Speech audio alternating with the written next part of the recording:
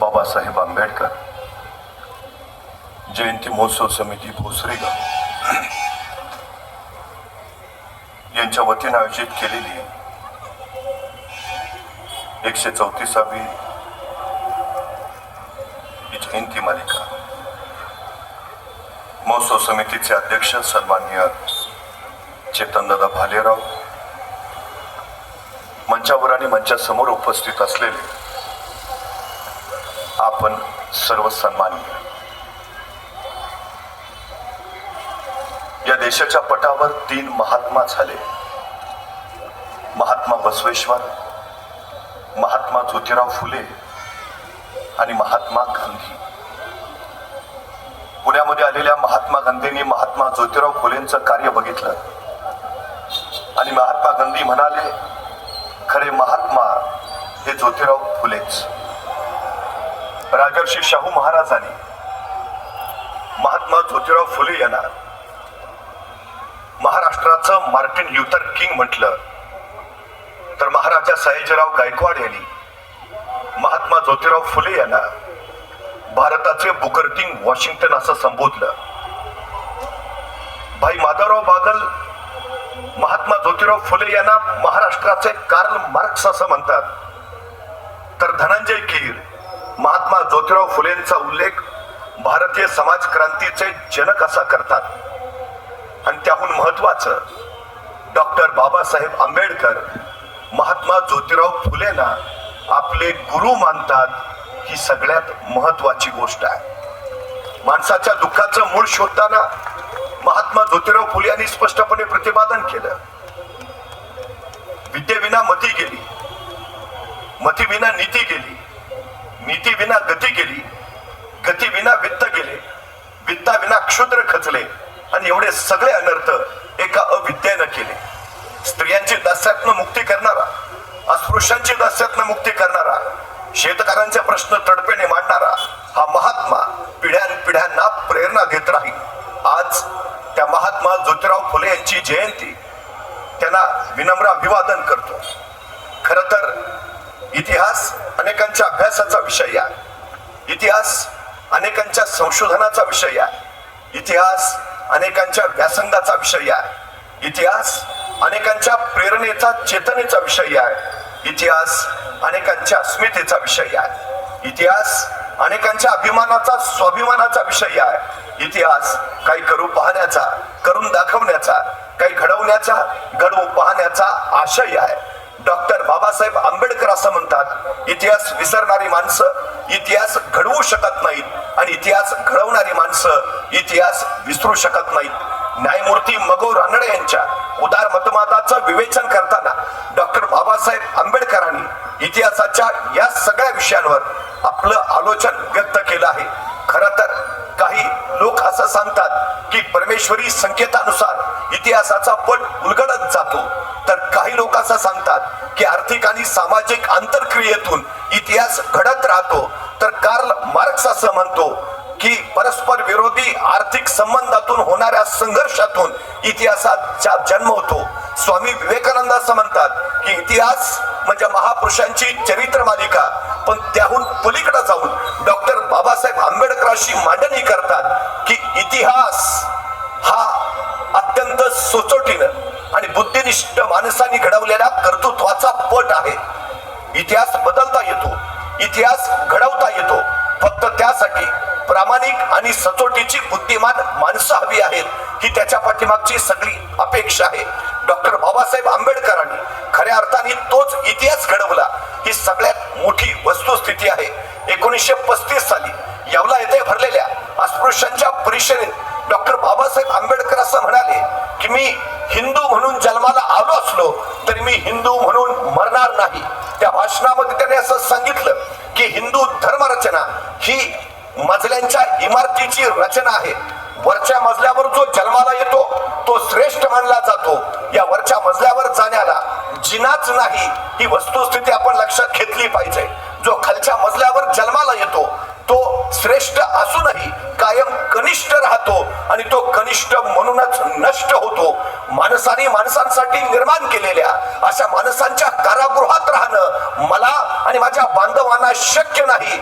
नव्या विचारांचा सुरुंग लावून हा तुरुंग फोडून आम्ही बाहेर पडू अशी उद्घोषणा येवल्याच्या त्या भाषणामध्ये डॉक्टर बाबासाहेब आंबेडकरांनी केली. खरं तर एक गोष्ट आपण लक्षात घेतली पाहिजे. क्रांतीची बीज ही विचारातून जन्म घेतात. हा विचार संस्कारातून जन्माला येतो आणि हा संस्कार आपल्याला शिक्षणातून मिळतो. शिक्षण अत्यंत गरजेचं का याचं विवेचन करताना डॉक्टर बाबासाहेब आंबेडकर असं सांगतात की शिक्षण म्हणजे वाघिणीचं दूध आहे. जो पिल तो वाघासारखा गुरगुरल्याशिवाय राहणार नाही. गुलामाला त्याच्यातल्या गुलामगिरीची जाणीव करून द्या म्हणजे तो गुलामीच्या विरोधात उभा राहील. आपलं अखंड आयुष्य डॉक्टर बाबासाहेब आंबेडकरांनी या गुलामगिरीची जाणीव करून देण्यासाठी खर्ची घातलं. माणसाला माणसाने माणसांची रीत द्यावी आणि माणसाला माणसाने माणसांची प्रीत द्यावी या गोष्टीसाठी खऱ्या अर्थानं नवा मानवतावाद निर्माण करत डॉक्टर बाबासाहेब आंबेडकरांनी अखंड संघर्ष केला. ही सगळ्यात महत्वाची गोष्ट आपण लक्षात घेतली पाहिजे.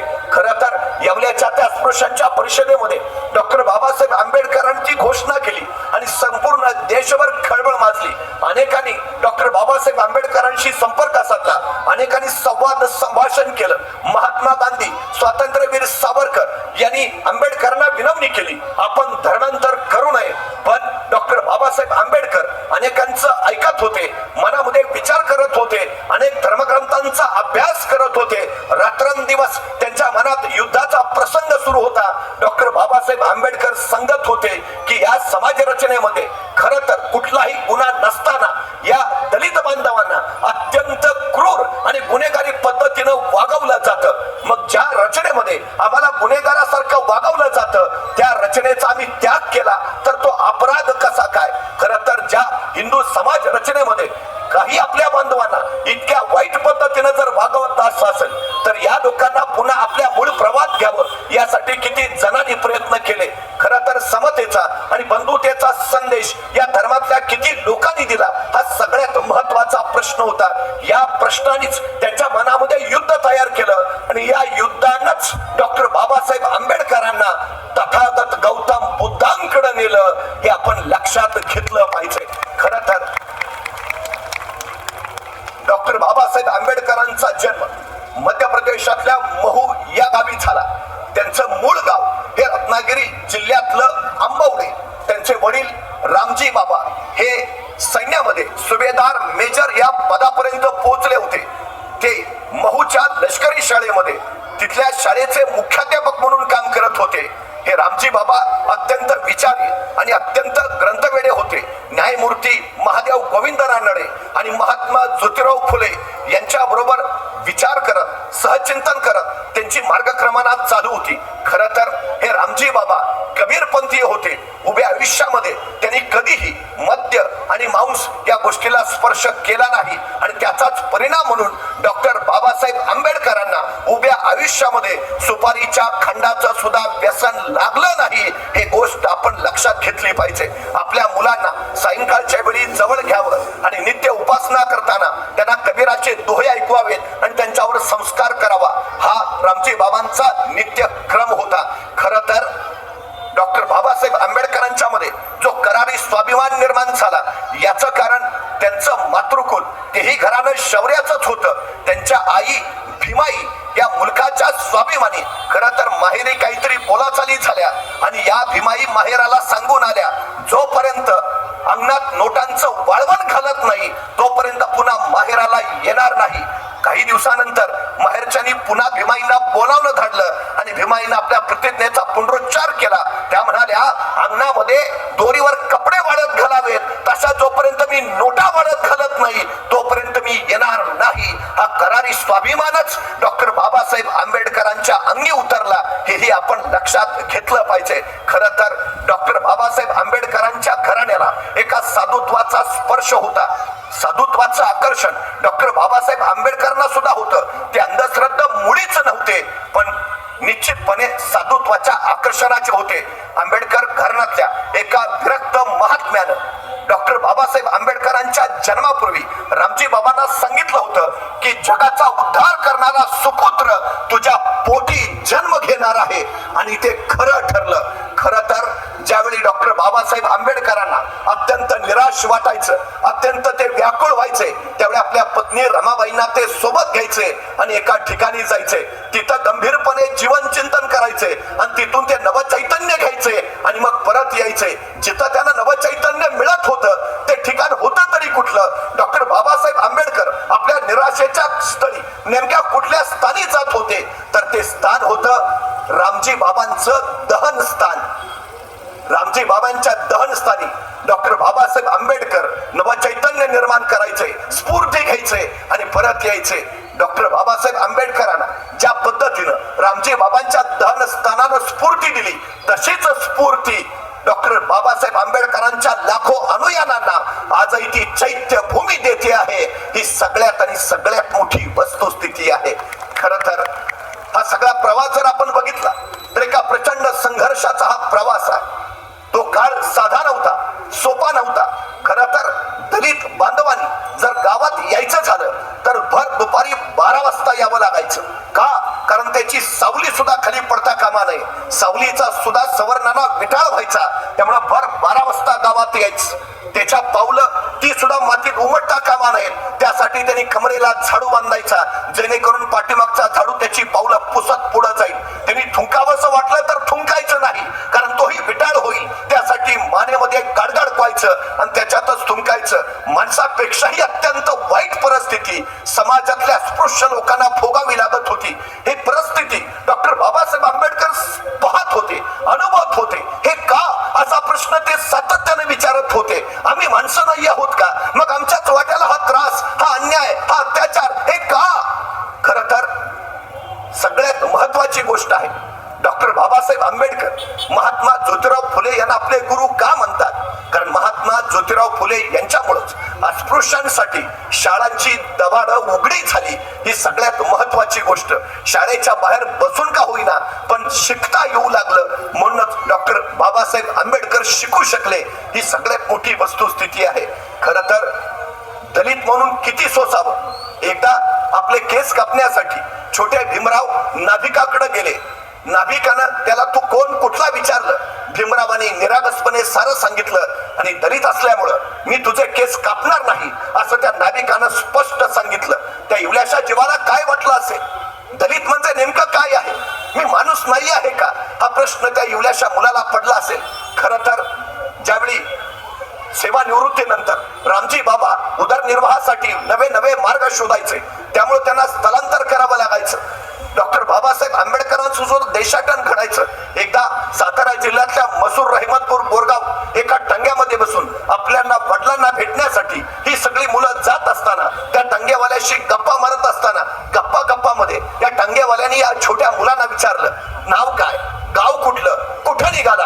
आणि अचानक टंग्यावाल्याच्या लक्षात आलं, अरे ही तर दलितांची पोर आहे. त्यांनी सरकन सांगितलं, खाली उतरा, टंग्यातनं खाली उतरा. त्या निरागस पोरांना काही कळेना, त्या निष्पाप जीवांना काही समजेना. अरे मगापासून तर टंग्यातून प्रवास करतो आहे, आता अचानक असं काय झालं की हा टंगेवाला सांगतोय खाली उतरा, पहिले खाली उतरा. ती निष्पाप पोरं टंग्यातनं खाली उतरली आणि तो टांगेवाला त्यांच्यावर खेकसत म्हणाला, आता तुमच्यामुळं मला सुद्धा टंग्यात बसता येणार नाही. माझा टांगा विटाळून टाकला, आता मला सुद्धा चालत जावं लागेल. टांगा असूनही निवड ही मुलं बसली, आता टांगा विटाळला, आता त्यात बसता येणार नाही. म्हणून तो टांगेवाला टांगा घेऊन चालत चालत निघून गेला. डॉक्टर बाबासाहेब आंबेडकरांना कळत नव्हतं असे आपण काय होतो, असे आपण कसे वाईट होतो की आपला स्पर्शही कुणाला सहन होत नाही. बुद्धिमान होते, वर्गात हुशार होते. एकदा वर्गात गुरुजींनी विचारलं, हे फळ्यावरचं गणित कोण सोडवू शकेल? सगळ्या वर्गात शांतता पसरली आणि छोटा भीमराव उठून उभा राहिला, गुरुजी मी हे गणित सोडवतो. गुरुजी म्हणले, ये, जरूर ये. आणि भीमराव त्या फळ्याकडे धावू लागले. तेवढ्यात सगळ्या विद्यार्थ्यांनी वर्गात कल्लोळ केला, नाही गुरुजी नाही, भीमरावांना फळ्याला स्पर्श करू देऊ नका. गुरुजी म्हणले, का? अहो त्या फळ्याच्या माग आमचे डबे आहेत. हा भीमराव ज्यावेळी फळ्याला स्पर्श करेल त्या फळ्याच्या माग असणारे आमचे डबे सुद्धा विटाळतील, आम्हाला खाता येणार नाही. भीमरावांना फळ्याला स्पर्श करून देऊ नका. बुद्धिमान असलेले भीमराव पण निव्वळ आपला स्पर्श चालत नाही, आपला विटाळ होतो. म्हणून त्या बुद्धीला सुद्धा बंधन आणि मर्यादा घालत माग सरले. या कोवळ्या जीवावर काय परिणाम झाले असतील, काय विचार उद्भवले असतील. मानव जीवन या सगळ्या जाणीवानी करपून जात असताना हा सगळा काळोख दूर करत डॉक्टर बाबासाहेब आंबेडकरांचा प्रवास पुढे चालू होता. खर तर त्यांचं काही प्राथमिक शिक्षण हे दापोली आणि सातारा इथं झालं, तर माध्यमिक शिक्षण सातारा आणि मुंबई इथं झालं. 1908 साली मुंबईच्या एल्फिस्टन मधून त्यांनी शालांत परीक्षा पास केली आणि शालांत परीक्षा उत्तीर्ण झाले म्हणून परळच्या चाळीमध्ये भीमरावांचा प्रचंड मोठा सत्कार ठेवला. या सत्काराचे प्रमुख पाहुणे होते कृष्णाजी अर्जुन केळुस्कर. त्यांनी भीमरावांचं कौतुक तर केलंच, पण स्वतः लिहिलेलं तथागत गौतम बुद्धांचं चरित्र भीमराव आंबेडकरांना भेट म्हणून दिलं. डॉक्टर बाबासाहेब आंबेडकर लिहितात, शालांत परीक्षा झाल्यानंतर कृष्णाजी अर्जुन केळुस्करांनी मला तथागत गौतम बुद्धांचं चरित्र भेट दिलं. ते चरित्र त्या दिवशी माझ्या हातात पडलं, म्हणूनच या देहातून घटनाकार जन्माला आला. ही सगळ्यात मोठी वस्तुस्थिती आहे. कदाचित त्या दिवशी माझ्या हाती तथागत गौतम बुद्धांचं चरित्र पडलं नसतं तर मी डॉक्टर बाबासाहेब आंबेडकर म्हणून घडलो नसतो. एक पुस्तक काय किमया करू शकतं, एक पुस्तक माणसा जीवनामध्ये किती आमूलाग्र बदल करू शकतं, एक पुस्तक मानवी जगण्यात किती परिवर्तन आणू शकतं, याचं हे उत्तम उदाहरण होतं. त्या घटनेनंतरच तथागत गौतम बुद्ध हे डॉक्टर बाबासाहेब आंबेडकरांचे भावनिक दृष्ट्या आणि वैचारिक दृष्ट्या आधार झाले आणि तथागत गौतम बुद्धांच्या विचारांवर डॉक्टर बाबासाहेब आंबेडकरांची पावलं पडू लागली. पुढं त्याने एल्फिस्टन महाविद्यालयामध्येच प्रवेश घेतला आणि त्याच दरम्यान रमाबाईंबरोबर त्यांचं लग्न झालं. डोक्यावरच्या अक्षता उघडण्यापूर्वीच डॉक्टर बाबासाहेब आंबेडकरांनी पुन्हा एकदा अभ्यासाला सुरुवात केली. 1912 साली त्यांनी BA ची परीक्षा पास केली, पण त्यांच्या मनामध्ये अधिक शिकायची इच्छा होती, आणखी शिकायची इच्छा होती, उच्चतर शिक्षण घ्यायची इच्छा होती आणि अखेर त्या ध्येयापोटी त्यांनी एका नव्या पर्वामध्ये प्रवेश केला. महाराजा सयाजीराव गायकवाड यांच्या शिष्यवृत्तीच्या मदतीनं डॉक्टर बाबासाहेब आंबेडकर हे अमेरिकेच्या कोलंबिया विद्यापीठामध्ये प्रवेश करते झाले. अमेरिकेच्या कोलंबिया विद्यापीठामध्ये त्यांनी अर्थशास्त्रामध्ये MA आणि PhD केली. आपण लक्षात घ्यायला हवं, हिंदुस्थानातला PhD करणारा पहिला विद्यार्थी म्हणून आम्हाला डॉक्टर बाबासाहेब आंबेडकरांचं नाव घ्यावं लागतं. खरं तर त्या कोलंबिया विद्यापीठात अलीकडं त्यांच्या विद्यापीठातल्या 100 विद्यार्थ्यांची यादी प्रसिद्ध केली आहे आणि सर्वोत्तम, सर्वोत्कृष्ट, सर्वोच्च विद्यार्थी म्हणून डॉक्टर बाबासाहेब आंबेडकरांची निवड झाली आहे. आजही कधी अमेरिकेच्या कोलंबिया विद्यापीठात गेला तर त्या विद्यापीठाच्या प्रवेशद्वारावरच लिहिलंय, शतकातील सर्वोत्तम विद्यार्थी डॉक्टर बाबासाहेब आंबेडकर. शिक्षण किती महत्वाचं, शिक्षण का महत्वाचं हे जाणूनच डॉक्टर बाबासाहेब आंबेडकर शिक्षणाच्या दिशेने आपली पावलं टाकत होते. खरं तर ते शिक्षण घेतलं. डॉक्टर बाबासाहेब आंबेडकर शिष्यवृत्ती संपत आल्यामुळं पुन्हा परत आले. काही काळ ते बडोद्याला राहिले, पण अमेरिकेतलं आचार विचारांचं स्वातंत्र्य त्यानं अनुभवलं होतं. जातीयतेचं ग्रहण इथं आल्यावर मात्र सुटलं नव्हतं. शेवटी त्यांनी बडोदा सोडून मुंबई गाठली. मुंबईच्या सडनहॅम कॉलेजमध्ये काही दिवस त्यांनी प्राध्यापकी केली, पण त्यांच्या मनातला शिक्षणाचा विचार काही जात नव्हता. परळच्या चाळीत राहत असताना एके दिवशी त्यांच्या खोलीचं दार वाजलं आणि लुंगीवर असलेले डॉक्टर बाबासाहेब आंबेडकर ते दार उघडायला गेले. दार उघडलं, समोर पाहिलं तर कोल्हापूर नरेश राजर्षी शाहू महाराज समोर उभे.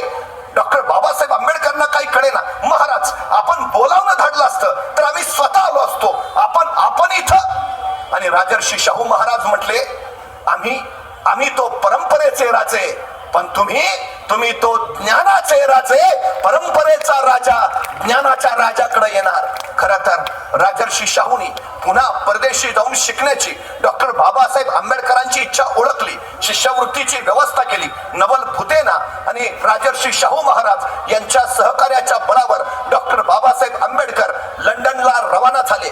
लंडनला गेल्यावर त्यांनी DSc नावाची पदवी घेतली आणि बॅरिस्टर म्हणून उपाधी त्यांना याच काळात प्राप्त झाली. नंतर डॉक्टर बाबासाहेब आंबेडकर लंडनहून परत आले आणि मुंबईच्या विधी महाविद्यालयामध्ये 28-29 1934-35 या काळात प्राध्यापक, तर 35 ते 38 या काळात या मुंबईच्या विधी महाविद्यालयाचे त्यांनी प्राचार्य म्हणून काम पाहिले. शिक्षणाची प्रचंड मोठी समृद्धी त्यांच्या पाठीशी होती. खरं तर एखाद्या माणसानं किती शिकावं, डॉक्टर बाबासाहेब आंबेडकरांनी 64 विषयात प्रावीण्य प्राप्त केलं होतं. 64 भाषा त्यांना अवगत होत्या आणि त्यांच्या पदव्या होत्या 32. तत्कालीन काळात देशात एकाच वेळी 32 पदव्या घेणारा हा एकमेव महामानव होता, डॉक्टर बाबासाहेब आंबेडकर. खरं जर त्यांच्या घरावर कधी त्यांच्या नावाची पाटी लावली असती डॉक्टर बाबासाहेब आंबेडकर आणि त्यांच्या खाली जर त्यांच्या पदव्या लिहाव्या लागल्या असत्या तर काय लिहिल्या असत्या? MA अर्थशास्त्र Columbia, PhD Columbia, DLL London, DSc London, D Litt Osmania आणि बार ॲट लॉ कोलंबिया. किती पदव्या घ्याव्यात, किती पदव्या? ते अर्थशास्त्राचे माहिर प्राध्यापक होते. ऊर्जाशास्त्र त्यांनी अभ्यासला होता, जलशास्त्र त्यांनी अभ्यासलं होतं, समाजशास्त्र त्यांनी अभ्यासलं होतं, धर्मशास्त्र त्यांनी अभ्यासलं होतं. असं एकही शास्त्र नाही, असा एकही प्रांत नाही की ज्या क्षेत्रामध्ये डॉक्टर बाबासाहेब आंबेडकरांनी त्याचा अभ्यास केला नाही. हे आपण लक्षात घेतलं पाहिजे. त्यांनी सातत्यानं सांगितलं शिक्षणाशिवाय तरणोपाय नाही. शिक्षण अत्यंत गरजेचं आणि शिक्षण अत्यंत महत्वाचं, पण हे शिक्षण घेताना अडचणी काही कमी आल्या नाही. खरं तर